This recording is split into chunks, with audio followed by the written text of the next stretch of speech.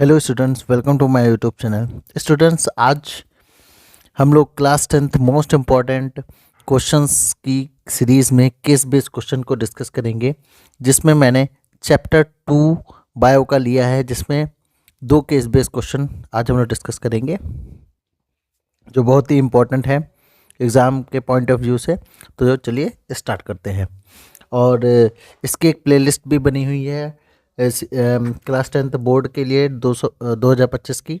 उसमें आप MCQ questions discuss किए गए हैं बहुत सारे वीडियोस में, ठीक है। तो जाके आप विजिट कर सकते हैं और देख सकते हैं, उसकी लिंक डिस्क्रिप्शन बॉक्स में है।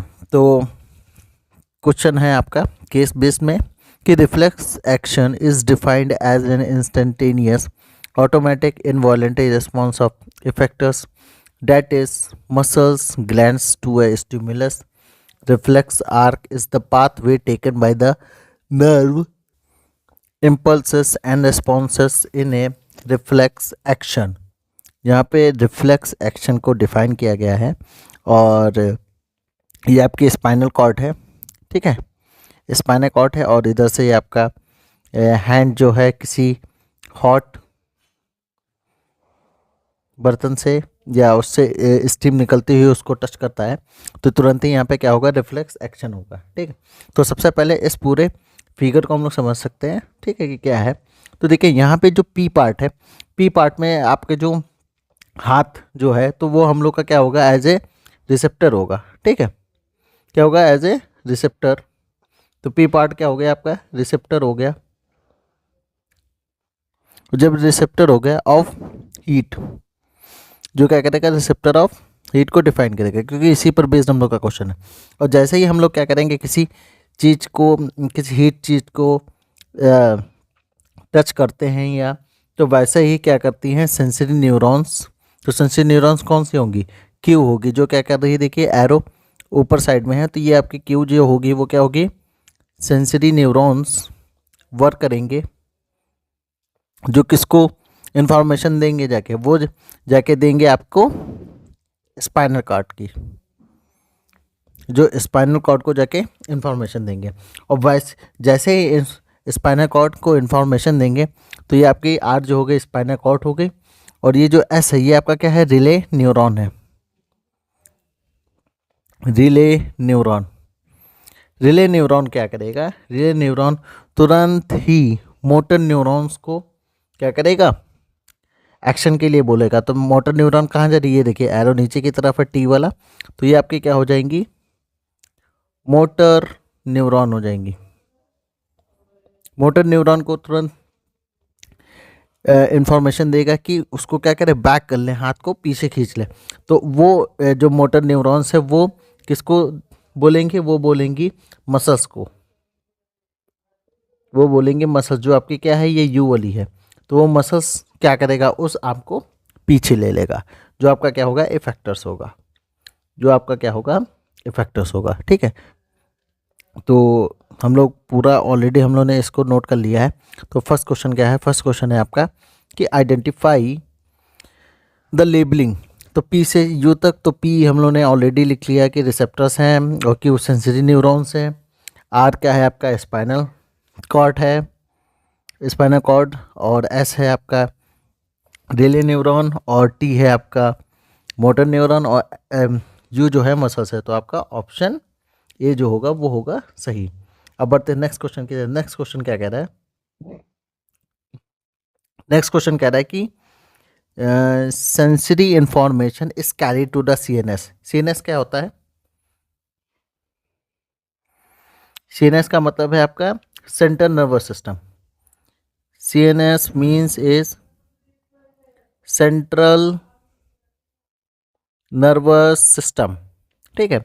तो सेंसरी इंफॉर्मेशन कौन लेके जाता है, सेंसरी इंफॉर्मेशन लेके जाता है क्यू, जो आपकी क्या है, यहाँ पे देखिए क्यू जो था वो सेंसरी न्यूरॉन्स था, तो वो क्या करेगा, सेंसरी इंफॉर्मेशन लेके जाएगा। तो इसका आंसर जो होगा वो आपका क्या होगा, सी पार्ट क्यू होगा, ठीक है। क्योंकि पी जो है, पी रिसेप्टर्स है, टी जो है वो आपका मोटर न्यूरॉन्स है, एस जो है वो आपकी रिले न्यूरॉन है। तो आपका आंसर क्या होगा, क्यू होगा। नेक्स्ट क्वेश्चन देखते हैं क्या है इसमें, in which situation the response will not be generated by the given reflex arc। पहला है when P is damaged, if information do not reach R, C option है which impulse transmission through T is block and all of these. तो कौन सी चीज इसमें question में पूछी गई है कि कौन सी जनरेट नहीं होती है। क्वेश्चन ये कह रहा है कि इन विच किस सिचुएशन में रिस्पॉन्स जनरेट नहीं होगा। तो देखिए जो आपका आंसर होगा इसमें कि अगर किसी भी टाइप का, चाहे वो पी डैमेज हो जाए या सेंसरी इंफॉर्मेशन ना पहुंचे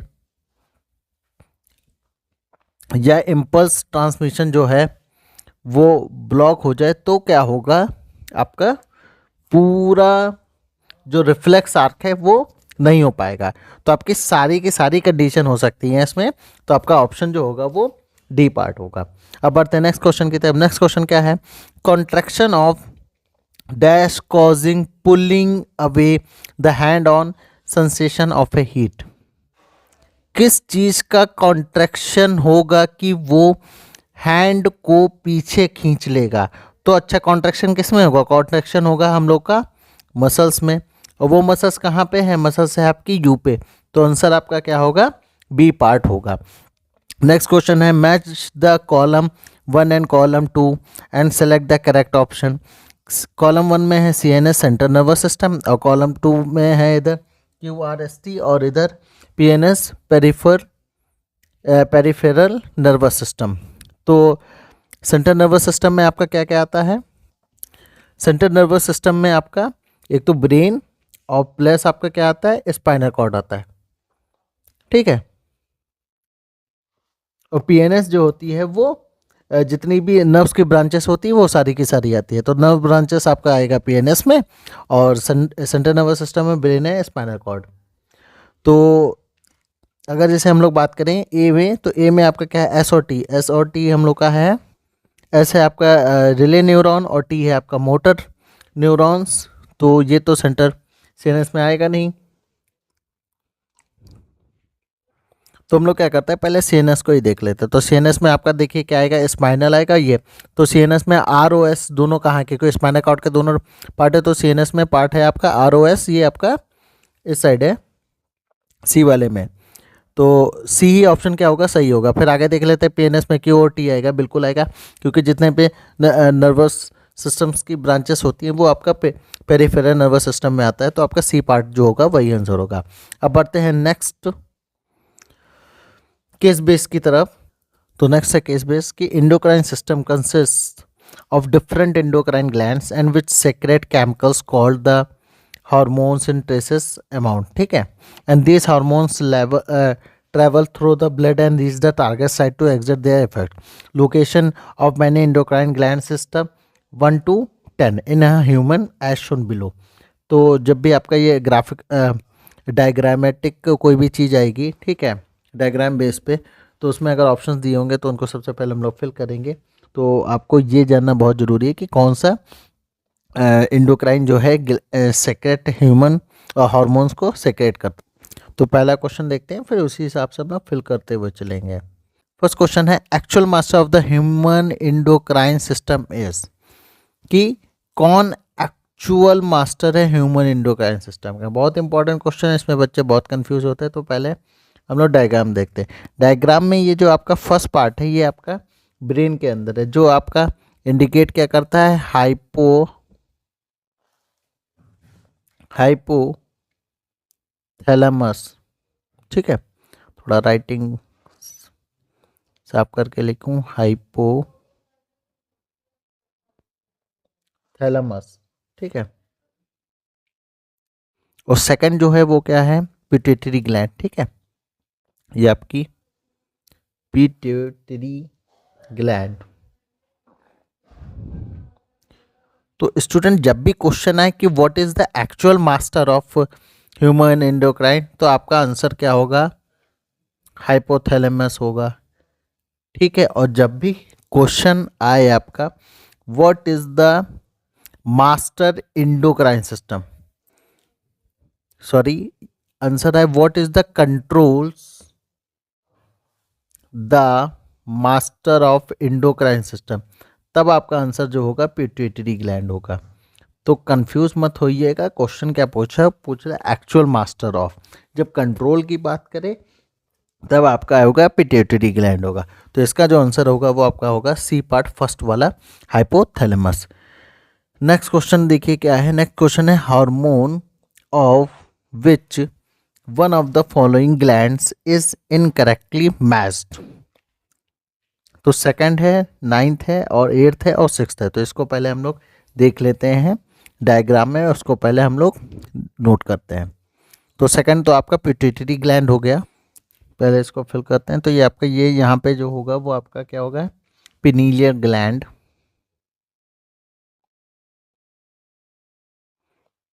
और ये आपकी जो यहाँ पे ये जो नाइन्थ वाला है और ये थर्ड थर्ड तो आपकी ये जो है ये आपकी है थायराइड ग्लैंड। और ये इधर आपकी जो वोकल कॉर्ड्स के साइड है ये आपका पैराथायराइड ग्लैंड, पैराथायरॉइड ग्लैंड, ठीक है। और ये आपका हो गया thymus.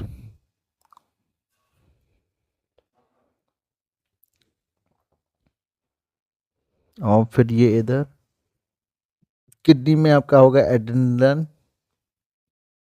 Adrenal glands, adrenal gland. और ये आपका पैंक्रियाज,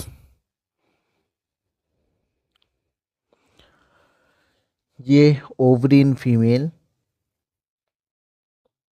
ओवरी इन फीमेल, ठीक है। और ये आपका टेस्टिस इन मेल, ठीक है। तो क्या क्या है ऑप्शन में कि हम लोग को इनकरेक्टली मैच बताना है। तो stimulates milk ejection from mammary gland, तो ये वाला आपका क्या है, बिल्कुल सही है, ठीक है। तो ये तो आपका ऑप्शन नहीं हो सकता। फिर बढ़ते हैं बी पार्ट की तरफ, क्या है नाइन्थ, नाइन्थ है आपका यहाँ पे पैराथायराइड ग्लैंड। बी पार्ट है helps in regulating blood glucose level. तो जो नाइन्थ ये पैराथायराइड ग्लैंड नहीं करता, ठीक है। ये जो काम होता है ये आपका होता है पेंक्रियास का। क्यों? क्योंकि पेंक्रियास ही जो है वो क्या करती है, हम लोग की बॉडी में इंसुलिन और ग्लूकागन हार्मोन्स को प्रोड्यूस करती है और ग्लूकोज लेवल को कंट्रोल करती है पेंक्रियास। तो यही आपका क्या है, इनकरेक्ट है। तो ऑप्शन भी जो होगा वो बी वाला होगा। Now the next question, next question क्या है, इंडोक्राइन क्वेश्चन है। An endocrine gland enlarges when we do not take iodine in our diet. This leads to a condition called the goitry, कि जब हम लोग इंडोक्राइन ग्लैंड जो है वो आयोडीन नहीं ली जाती है तब हम लोग को एक बीमारी हो जाती है जिसको हम लोग क्या बोलते हैं, गोइट्री बोलते हैं। Identify this endocrine gland and the hormone responsible for its enlargement, ठीक है। कि कौन सी आइडेंटिफाई होगी इसमें इंडोक्राइन ग्लैंड और कौन सा हार्मोन रिस्पॉन्सिबल होगा फॉर इट्स इनलार्जमेंट का। तो ये बहुत ही सिंपल है, ये आपका क्या होगा, थायरॉक्सिन होगा। गोइट्री जो है वो सिंपली इनलार्ज हो जाती है थायराइड ग्लैंड से, ठीक है। जो कब होती, जब हम लोग की बैलेंस डाइट में क्या होता है, आयोडीन नहीं होता, तो यहाँ पे लो लेवल थायराइड हार्मोन का हो जाता है। जैसे ही लो लेवल है थायराइड हार्मोन का होता है उसी वजह से उसमें थायराइड ग्लैंड जो है एनलार्जमेंट हो जाएगी और उससे क्या हो जाता है, गोइट्री हो जाता है। Now the next question is dwarfism is caused due to the hypo activity of.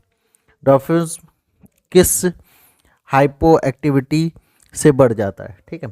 Sorry, मतलब जो डॉर्फिज्म है वो किसकी वजह से, मतलब जो हाइट है वो कम रह जाती है। क्योंकि दो चीज़ होते हैं, डॉर्फिज्म होता है, जिजेटिस्म होता है, उसमें लंबाई अच्छी होती है, डॉर्फिज्म में हाइट कम होती है। तो इसमें आपका जो डॉर्फिज्म है वो होता है आपका hypo secretion of growth hormone, hypo secretion of growth hormone, और ये हार्मोन कहाँ से रिलीज होता है? ये आपका हार्मोन रिलीज होता है पिट्यूटरी ग्लैंड से। तो जो आपका आंसर होगा वो क्या होगा? सेकंड वाला। सो 4 का बी पार्ट होगा, क्योंकि ये जो एक्टिविटी जो आपका ग्रोथ हार्मोन है ये यहीं से सेक्रेट होता है। तो dwarfism is the cause due to the hypoactivity of pituitary gland. Now the last question is which of the following glands have 2 pairs in human body. इस क्वेश्चन को थोड़ा ऊपर कर देते हैं। Which of the following of glands 2 pairs, कौन से ऐसी ग्लैंड्स है जो 2 पेयर में होती है? ठीक है, मतलब पेयर में होती है। तो आपका देखिए इसमें डायग्राम में, तो डायग्राम में देखिए ऑलरेडी मेंशन किया गया है 2 जगह, मतलब 2 एरो बने हुए हैं। कौन कौन सा? एक ये एरो और एक ये एरो। तो कौन सी हुई?